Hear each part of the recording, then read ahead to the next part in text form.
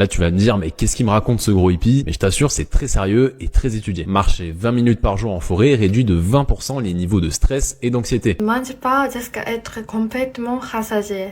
Dès l'enfance, on leur enseigne à ne pas manger jusqu'à atteindre la satiété totale. Vous allez me dire, dis donc, c'est pas très ragoûtant. Alors, je vous rassure, non seulement c'est pas ragoûtant, mais en plus, c'est pas excellent au goût, hein. Mais tous les matins, ça fait son job. Pourquoi? Tout d'abord, lorsque vous allez faire une balade dans la nature, dans la forêt, vous allez marcher, et on sait qu'il existe un lien entre l'activité physique et la santé physique, mais également mentale. Premièrement, le konjac. Nous connaissons cet aliment providentiel depuis 10 ans, mais les Japonaises l'utilisent depuis des milliers d'années. Saviez-vous qu'une simple promenade en forêt peut réduire votre stress de 20%? À l'ère où le stress chronique et les troubles du sommeil sont de plus en plus fréquents, se reconnecter à la nature n'a jamais été aussi crucial. Découvrons ensemble comment le Shinrin-yoku ou bain de forêt pourrait bien être la clé d'une vie plus sereine. Il y a une pratique de plusieurs millénaires qu'on a complètement zappé qui peut littéralement aider à guérir la dépression, le stress chronique ou encore les troubles du sommeil. En vrai, la liste de bienfaits est longue comme le temps d'attente avant que le PSG gagne la Ligue des Champions. Au Japon, cette pratique, c'est carrément une institution, même les médecins la prescrivent à leurs patients. On appelle ça le Shinrin-yoku, qui veut dire bain de forêt. Là, tu vas me dire, mais qu'est-ce qu'il me raconte ce gros hippie? Mais je t'assure, c'est très sérieux et très étudié. Marcher 20 minutes par jour en forêt réduit de 20% les niveaux de stress et d'anxiété, améliore de 40% ta réponse immunitaire et de 30% ton sommeil. Là, je m'adresse surtout aux gens qui sont en ville et qui n'ont pas vu un arbre depuis 2 semaines. La nature vous veut du bien et ne l'oubliez pas. Et là, attention, c'est là où j'en perds plus d'un, mais le faire pieds nus multiplie son efficacité par 4. En effet, la Terre a une charge électrique négative, riche en électrons libres, qui neutralise les radicaux libres, qui flinguent tes cellules. Des études rapportent une baisse de 58% du cortisol, l'hormone du stress, et d'un sommeil 2 fois plus efficace. Alors oublie pas de t'abonner, et d'ailleurs si t'es intéressé, commande checklist, et je t'envoie ma checklist de santé ancestrale pour éviter tous les pièges de nos modes de vie modernes. Allez, big bisous. 3 raisons pour lesquelles les Japonais sont souvent minces. On ne mange pas jusqu'à être complètement rassasié. Dès l'enfance, on leur enseigne à ne pas manger jusqu'à atteindre la satiété totale. Une expression japonaise, harahachibume, signifie s'arrêter de manger lorsque l'estomac est rempli 80%. Être trop rassasié est considéré comme mauvais pour la santé. Deuxièmement, on mange peu de dessert. Beaucoup de Japonais, notamment les hommes, ne sont pas particulièrement friands de sucreries. Quand je suis venue en France, j'ai été surprise qu'au restaurant, on demande systématiquement si l'on souhaite un dessert après le repas. Troisièmement, la mansard est une norme de beauté. Au Japon, être mince est souvent perçu comme un critère de beauté, ce qui explique qu'il y ait peu de personnes en surpoids. Merci. Dans la première partie, on a vu comment le bain de forêt ou Shinrin-yoku est une pratique ancestrale au Japon qui peut réduire le stress et améliorer le sommeil. Ce qui interpelle, c'est la méconnaissance de cette méthode pourtant prescrite par des médecins.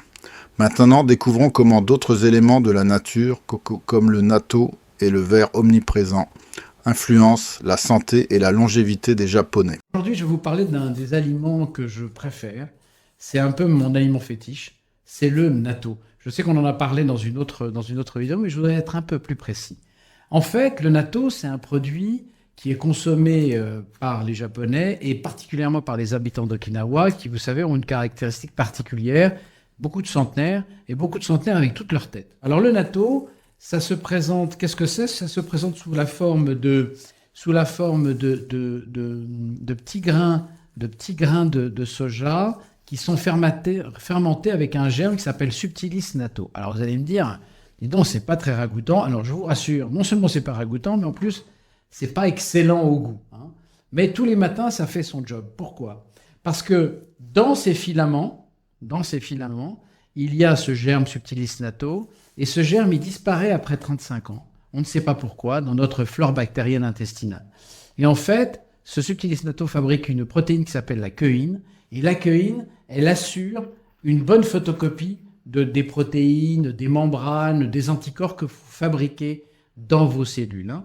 Dans vos cellules, quand vous avez besoin de fabriquer quelque chose, vous avez de l'ADN, on sort un petit bout d'ADN qui devient de l'ARN messager qui va dans les ribosomes. Les ribosomes, c'est des photocopieurs internes.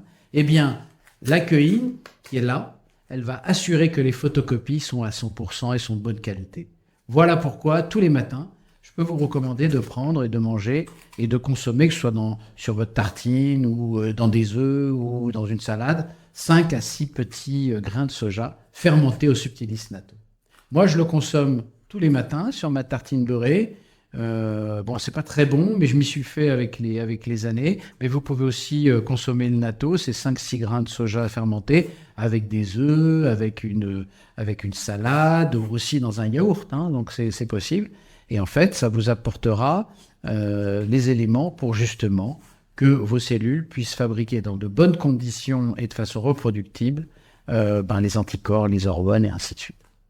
Les Japonais accordent une importance toute particulière à la nature, mais également en balade en forêt, ce qui pourrait expliquer leur longévité et leur espérance de vie exceptionnelle. Alors comment expliquer ça ? Tout d'abord, lorsque vous allez faire une balade dans la nature, dans la forêt, vous allez marcher, et on sait qu'il existe un lien entre l'activité physique et la santé physique, mais également mentale. Et donc le simple fait de marcher, c'est bon pour la santé. Et puis des chercheurs ont montré qu'une simple balade de 15 minutes dans la forêt permet de diminuer votre tension artérielle. Et on a même fait des prélèvements au niveau de la salive de participants qui se baladent en forêt et on se rend compte que leur cortisol, l'hormone du stress, diminue. Et il y a peut-être une autre explication. Là, autour de moi, je suis envahi par la couleur verte. Le vert est omniprésent. Et de nombreuses études ont montré que la couleur verte pouvait avoir une influence positive sur notre santé mentale. Le vert pourrait permettre de diminuer le stress, d'augmenter la motivation et même la concentration. C'est peut-être d'ailleurs pour ça qu'en partie, dans les grandes villes, on observe plus d'anxiété et de dépression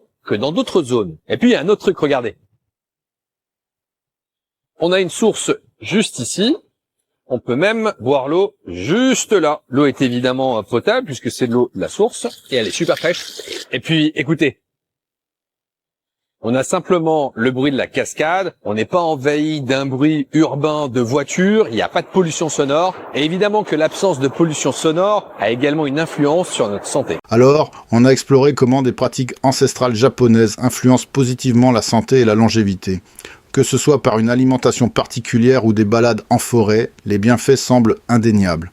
Mais alors, est-ce que ces secrets peuvent vraiment s'adapter à notre mode de vie occidental ? À chacun de trouver sa voie. Les 6 aliments qui font des japonaises, les femmes qui vivent le plus longtemps et qui sont les plus minces du monde. Les 6 aliments. Premièrement, le konjac. Nous connaissons cet aliment providentiel depuis 10 ans, mais les Japonaises l'utilisent depuis des milliers d'années. Je me suis attribué une mission, faire entrer le konjac dans l'alimentation universelle, ce qui, à lui seul, pourrait faire reculer le surpoids dans le monde. Les Japonais nous prouvent que c'est possible. Deuxième aliment. Le soja, c'est un autre aliment exceptionnel, gisement de protéines végétales complètes et de fibres d'une extrême qualité. Ces isoflavones ralentissent le vieillissement des femmes et tout particulièrement de la peau et plus encore de la ménopause dont le mot ménopause n'existe pas en japonais.